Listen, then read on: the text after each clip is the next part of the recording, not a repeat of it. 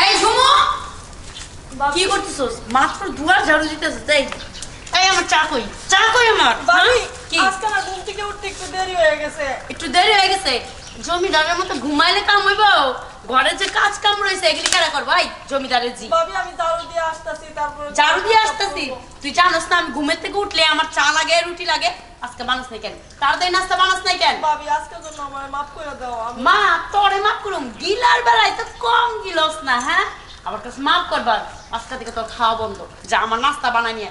যদি 5 মিনিট দেরি হয় তোর কপালে কিন্তু কষ্ট আছে, মনে রাখিস। আচ্ছা ভাবি, আচ্ছা ভাবি আমার আর এরকম এই কিসে কি হইব? কিছু নাই। আর এই যে ঝাড়ু দিতেছি, চিল্লা পিলা না, ওরে বুঝাই দিতেছি এরকম করে ঝাড়ু দিবি, ময়লা হয়েছে তাই। এই জমুর কোন সমস্যা? না ভাইয়া কোন সমস্যা না। আচ্ছা যদি কোনো সমস্যা না হয় তাহলে তো ভালোই। আরে কিসের সমস্যা? হাতে ধরে আমি ওর কাজ শিখাইতেছি, তুমি তো পাগল হইছো। ওর বরের বাড়ি যাইতে হইব, 2 দিন পর বিয়ে দিতে হইব।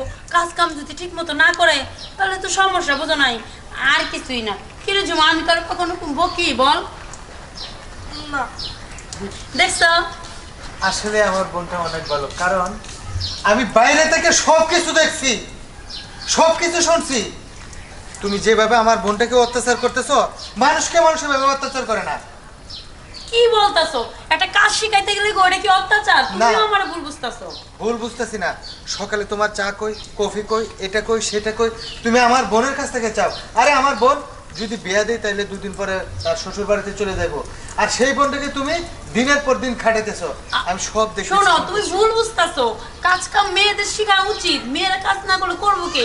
পরের বাড়িতে যাবে তখন তো বলবে ভাবি কি শিখাই দিছে, তখন তো আমার ঘাড়ে পড়বো। বুঝো না কেন? আমি 1 কাপ চা বানাইতে গেছি, তাই এটা আমার দোষ হচ্ছে। তুমি দূর থেকে কি না কি শুনছো, তুমি আমার ভুল বুঝতাছো। না, একটা ভালোবেসে কাজ শেখানো আর একটা অত্যাচার করে কাজ করানো, দুটা অনেক তফাৎ আছে। ভাইয়া এতদিন না ভাবি আমার অনেক অত্যাচার করছে, আমি কিছুই বলি নাই বুঝছো। এখন তো তুমি দেখতে পারছো যে আমার কিরকম অত্যাচার করছে। হ্যাঁ হ্যাঁ, আমি সবই দেখছি। কিন্তু মিশু, তোমাকে আমি শেষবারের মতো আমি বলতেছি। হ্যাঁ বাবা। এদিকে আয়, এই নিশায়। আমি বহুতক্ষণ ধরে লক্ষ্য করতেছি তো জিনিসগুলো ফলো করতেছি। শোন, আমার মেয়ে কি বিশ্ব হয়ে গেছে তো হোটেল? কিছু বুঝলাম না। তুই আমার ছেলে, ইয়েটা আমার মেয়ে। বৌমা একটা কথা কে বুঝছ? আমি সংসার তোমার আনছি আমার ছেলে দিয়া। আমার মেয়েটা তোমার কি বেশি হয়েছিল বলো? বাবা আপনি আমার ভুল বুঝতেছেন। আমি ওর কাজ শিখাইতেছি, এতে বেশি হওয়ার কি আছে? ঘরের কাজ কাম কি করতে পারে না একটু? এখন তো আল্লাহ দেখাইতেছো ভাইয়ের মারে। সামনে, বাবার সামনে। মা, মেয়ে খালি এটা না রে মা, তুই আমার মেয়ে। খুব আবিষ্কার আনছিলাম পোলা দিয়া। আমি কিছু সংসারটা আমি ফুলের মতন সাজাবো, 2টা মেয়ের মতন দিয়ে দেবো।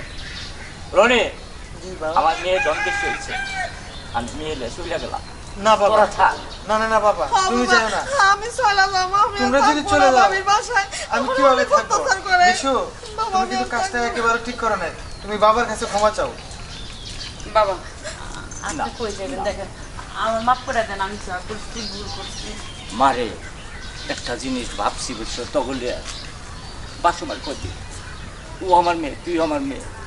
রনি, বাবা বৌমারে লেগে যা, ঠিক আছে। আর কোনোদিন মা এগুলো কইরো না।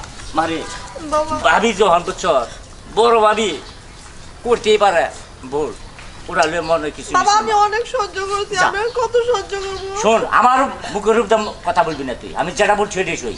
যা ঘর যা, ঠিক আছে যা লক্ষ্য।